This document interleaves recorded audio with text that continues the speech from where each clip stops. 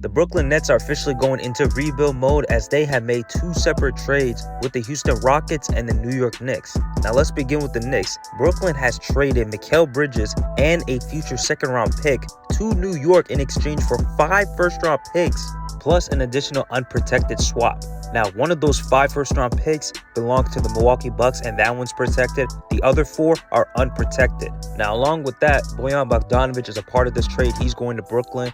So a lot of draft capital the Brooklyn Nets receive in order to get Mikal Bridges to the New York Knicks. Now, looking at it from the Knicks' perspective, they are obviously competing for a title. They were just one game away from advancing to the conference finals, and they had a bunch of injuries. OG Anunoby missed a ton of time in that series against the Pacers. Mitchell Robinson got hurt. Bojan Bogdanovic got hurt. Julius Randle did not play at all in the playoffs, and they are still just one game away from advancing to the 3rd round. But more importantly, the chemistry of this team has gotten significantly higher because the Nova boys are back together. Of course, Mikal Bridges has reunited with Jalen Brunson, Dante DiVincenzo, and Josh Hart. All 4 guys used to be teammates in college at Villanova, and during that time, they won 2 championships in the mid-2010s, so they're hoping to replicate that success in the NBA with the Knicks competing for a title. Now, there's still some question marks as to what's going to happen within their roster because OG Anunoby's a free agent, same thing with Isaiah Hartenstein, and possibly Julius Randle and or Mitchell Robinson could be on the trade block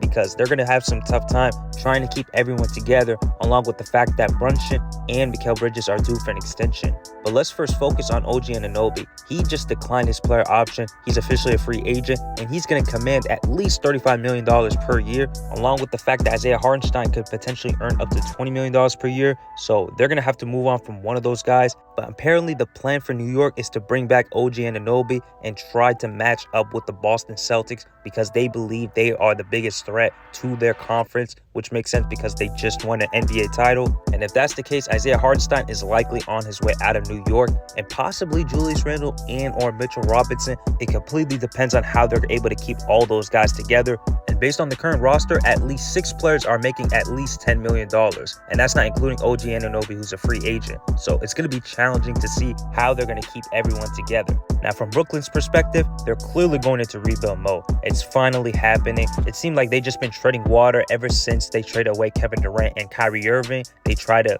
compete with Mikal Bridges as the go-to guy, but clearly that did not work out. And now, because he's on his way out and they're just bringing back a bunch of draft capital, they're clearly in rebuild mode. And there's a very good chance, based on the current roster that they have, they might end up having the worst record in the league this upcoming season, which would put them in the best position to get the #1 overall pick. And it doesn't help that they just missed the playoffs this year and they don't even own their pick, and that's the 3rd overall pick, which belongs to the Houston Rockets. And speaking of them, the 2 sides were able to make a deal, and the fact is that the Nets, they got back their 2026 first-round pick in exchange for the Phoenix Suns 2027 first-round pick. That goes to the Houston Rockets, and on top of that, the Rockets also receive a 2025 right to swap Houston or OKC's first for a 2025 Suns first-round pick. So basically, it's just a bunch of first-round swaps, and the reason why the Nets agreed to do so is because they want to get back their first-round picks. And by doing so, they officially can go into rebuild mode while also retaining their own picks, because previously they traded that away to the Houston Rockets, and that was back when they tried to go after James Harden, so they basically gave up their future draft capital at that time. They're retaining those picks, which gives them back the leverage in order to go into rebuild mode without losing any of their own picks.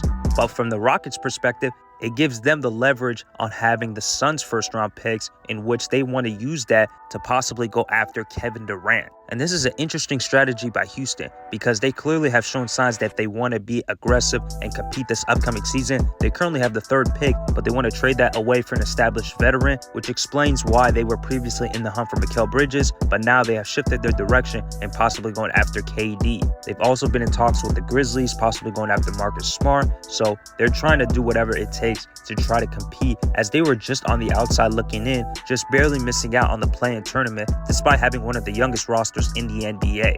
And what doesn't help is that Phoenix, they basically don't own any of their first-round picks from 2025 to 2030. On top of that, they got swept in the first round despite having very high expectations. They were one of the favorites to win the title, but the lack of draft capital and knowing that the roster is not in good condition to compete, there's a good chance that the Suns might trade away KD to the Rockets Rockets, which would put the Rockets as title contenders. That's all for now, you guys. Make sure to like the video, subscribe to the channel, and share with others, as I'll see you guys next time.